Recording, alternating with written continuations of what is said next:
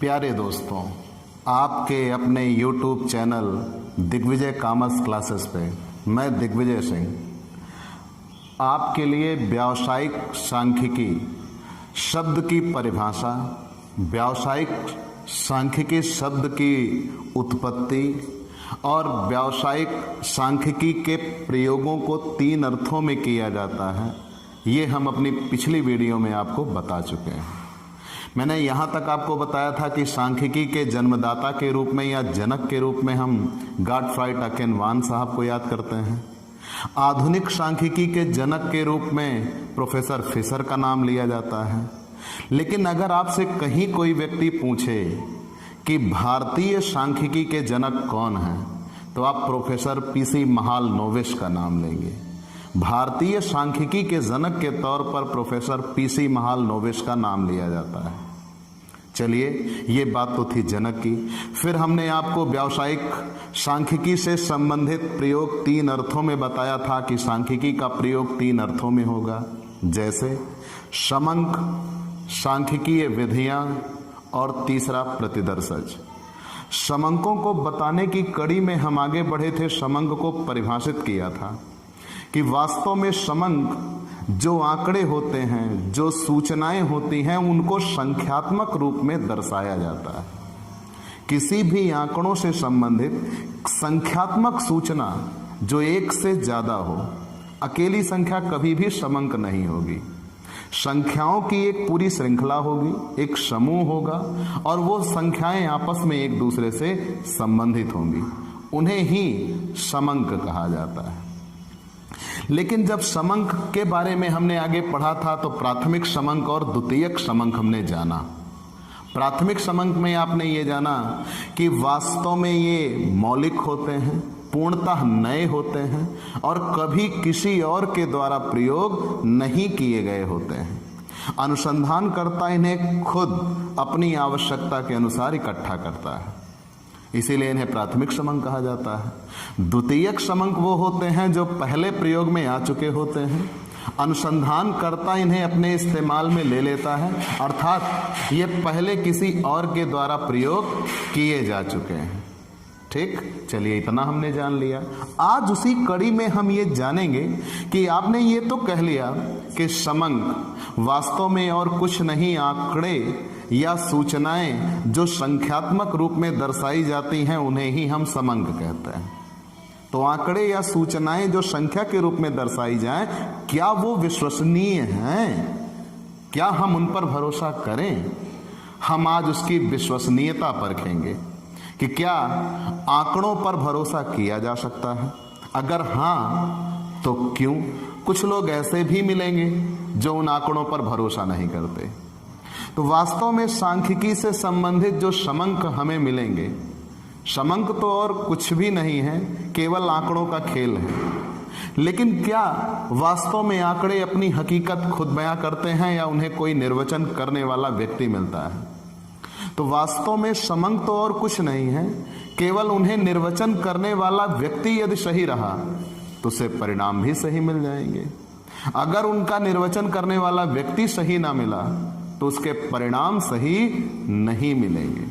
तो इसलिए हमें यह देखना होता है कि वास्तव में सांख्यिकी से संबंधित जो समंक हैं उनका प्रयोग कौन कर रहा है। सांख्यिकी विज्ञान की उपयोगिता समंकों में ना होकर उसके सत्य निर्वचन में होती है। सामान्यतः लोग ये सोचते हैं कि आंकड़े दिए हैं, ये सत्य हैं, वो कतई नहीं होगा। सांख्यिकी विज्ञान की जितनी उपयोगिता होगी वो समंकों में ना होकर बल्कि समंकों के सत्य निर्वचन में होगी।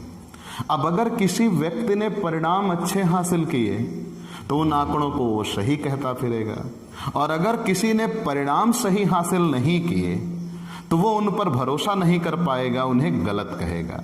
ये ठीक उसी प्रकार है जिस प्रकार हम विज्ञान के बारे में कहते हैं कि विज्ञान एक ऐसा आविष्कार है जिसने हमारी सुरक्षा की, हमें नित्य नए कदम पर ले जाकर रखा है। लेकिन क्या आज विज्ञान के आ जाने की वजह से हम असुरक्षित नहीं हुए?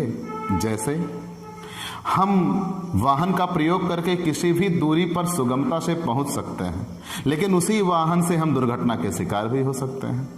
हम किसी तलवार का प्रयोग करके अपनी सुरक्षा कर सकते हैं और उसी तलवार से किसी दूसरे की जान भी ली जा सकती है।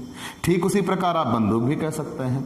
तो वास्तव में कोई भी बंदूक अगर किसी के पास है तो उसका अच्छा इस्तेमाल कर सकता है, उससे अपनी सुरक्षा कर सकता है। तो उसके लिए उस बंदूक की उपयोगिता ये रहेगी कि इसकी वजह से आज हम सलामत हैं। और अगर किसी व्यक्ति ने उसी बंदूक का इस्तेमाल करके कुछ गलत कदम उठा लिया तो कहेंगे यही बंदूक। तो क्या वहां पे वो बंदूक गलत थी? जी नहीं, वहां पे वो प्रयोग करने वाला व्यक्ति गलत था। प्रयोग करने वाले व्यक्ति ने विज्ञान के जिस रूप में प्रयोग किया, अगर उसकी उपयोगिता देखी तो उसके लिए बेहतर दिखा, और अगर उसने उसकी कमियां गिनाना शुरू किया तो उसके लिए वो घातक परिणाम लेके आता है। तो ठीक वैसा ही सांख्यिकी है। तो वास्तव में सांख्यिकी विज्ञान की सत्यता समंकों में नहीं होती, बल्कि उनके सटीक निर्वचन में होती है। कुछ प्रमुख विद्वान आए, हम इनको कसौटियों पे खरे उतरने के लिए थोड़ा कसौटियों पे परखा जाए, क्या ये वास्तव में सही है। तो कुछ लोगों ने विद्वतापूर्ण बातें दिखाई, जैसे डिजराइली साहब ने कहा झूठ 3 प्रकार के होते हैं। डिजराइली का स्टेटमेंट है झूठ 3 प्रकार के होते हैं, झूठ, सफेद झूठ और समंक।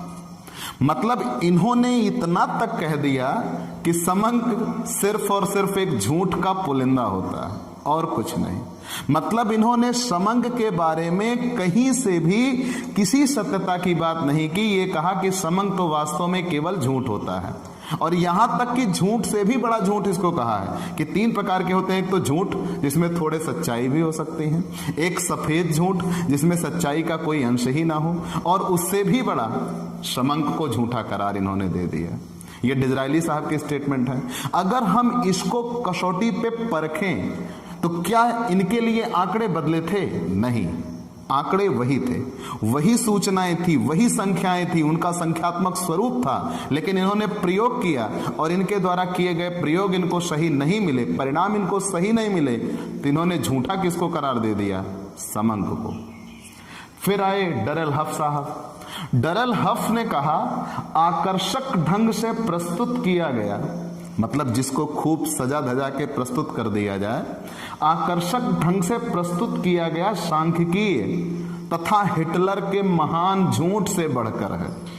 जैसे हिटलर ने पूरी दुनिया के लिए एक गलत कामों से मिसाल पेश कर दी थी, वैसे ही यहां तक इन्होंने कहा है कि आकर्षक ढंग से प्रस्तुत किया गया, और सांख्यिकीय तथा हिटलर के महान झूठ से बढ़कर इन्होंने समंक को माना। इनके भी परिणाम सही नहीं मिले।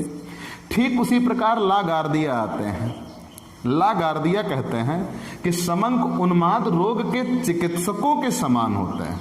मतलब उन्माद रोग, जो पागल रोग के डॉक्टर होते हैं, ये उनके समान होते हैं, जो किसी भी बात का पक्षधर हो सकते हैं। कि वास्तव में लागार्दिया साहब ने यह कहा समंक उन्माद रोग के चिकित्सकों के समान होते हैं, जो किसी बात का पक्ष ले सकते हैं।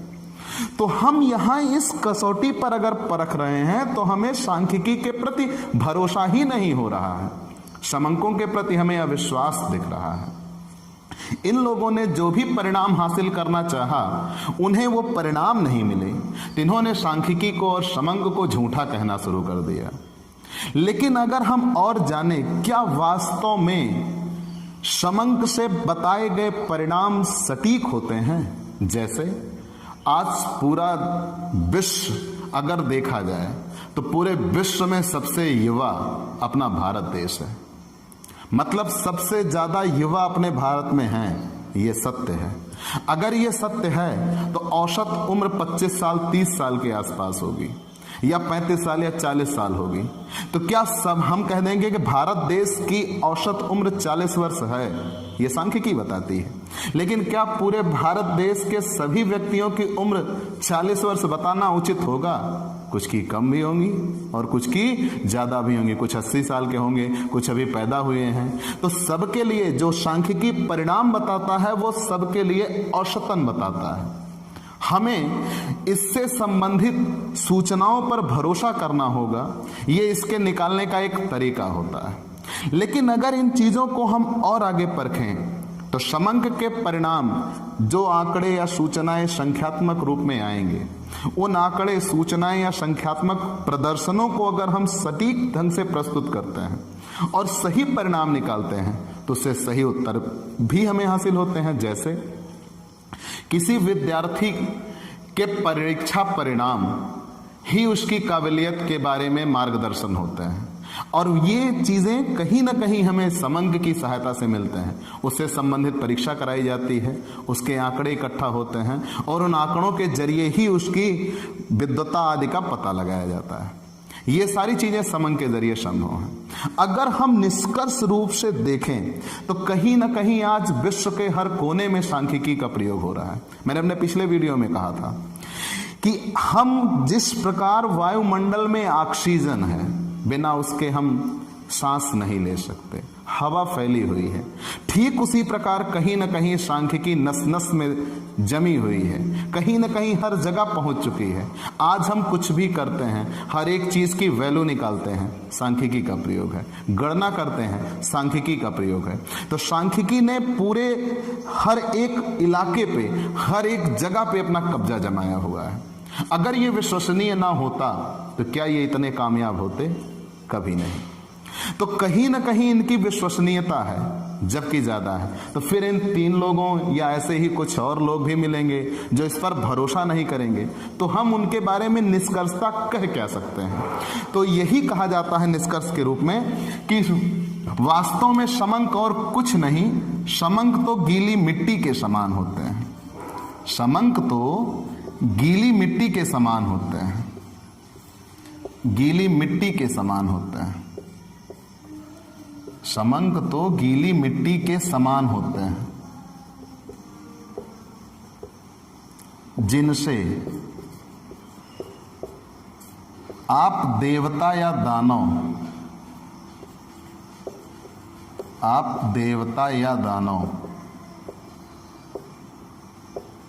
कुछ भी बना सकते हैं,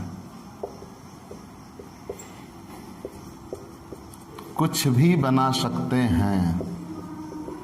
जैसे अगर हम इसको और आगे बताना चाहें, एक कुम्हार मिट्टी के बर्तन बनाने के लिए, मिट्टी की मूर्तियां बनाने के लिए मिट्टी खोद कर लाता है, उस मिट्टी का बारीक चूरा बनाता है, उसको अच्छे से सानता है, कह लीजिए, उसकी लुगदी तैयार करता है, और लुगदी तैयार करके अपनी उंगलियों पे उसको लपेटता है। जब उंगलियों पे लपेटना शुरू हो जाता है और उसमें बीच में कहीं भी क्रैक्स नहीं आते हैं, तो वो मिट्टी उसकी बन के तैयार हो जाती है।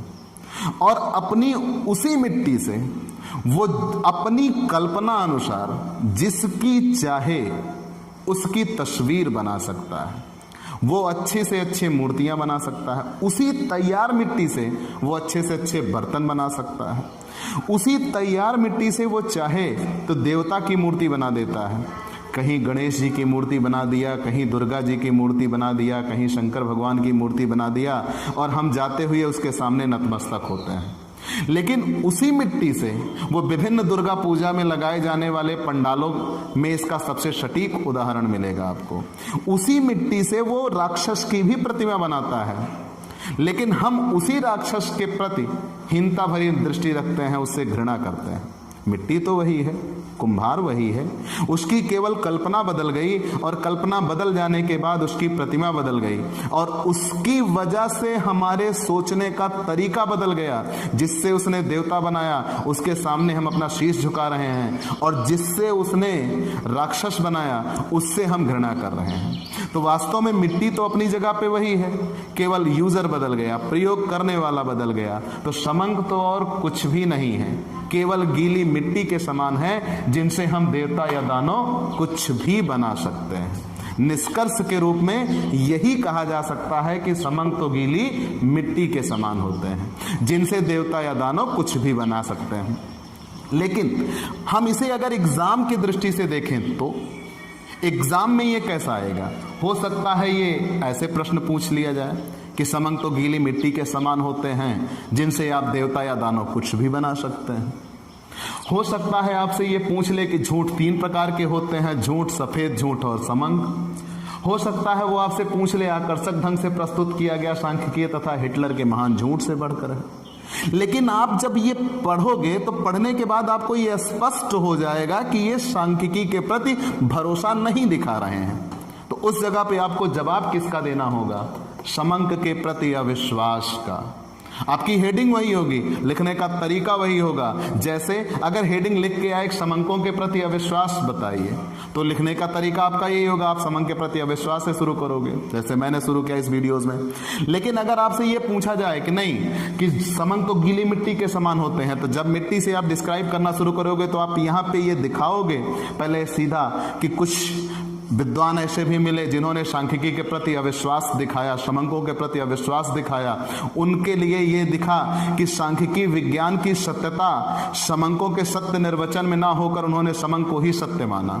ये चीजें परखने के बाद फिर अंत में आप निष्कर्ष के रूप में दिखाएंगे कि वास्तव में समंक तो और कुछ भी नहीं है, गीली मिट्टी के समान होते हैं, जिनसे आप देवता या दानव कुछ भी बना सकते हैं। को मेरे वीडियोस कॉमर्स से रिलेटेड किसी भी समस्या के लिए, अभी तो हमने व्यावसायिक सांख्यिकी की श्रृंखला शुरू की है, लेकिन आपके अपने इसी YouTube channel Digvijay commerce classes पर कॉमर्स के हर सब्जेक्ट की हम श्रृंखला लेकर आ रहे हैं, जैसे आयकर, व्यावसायिक सांख्यिकी, वित्तीय लेखांकन, निगमित लेखांकन, या आप कह लीजिए लागत लेखांकन, और जो भी थ्योरेटिकल सब्जेक्ट हैं उनके हम सब की एक श्रृंखला लेकर आ रहे हैं।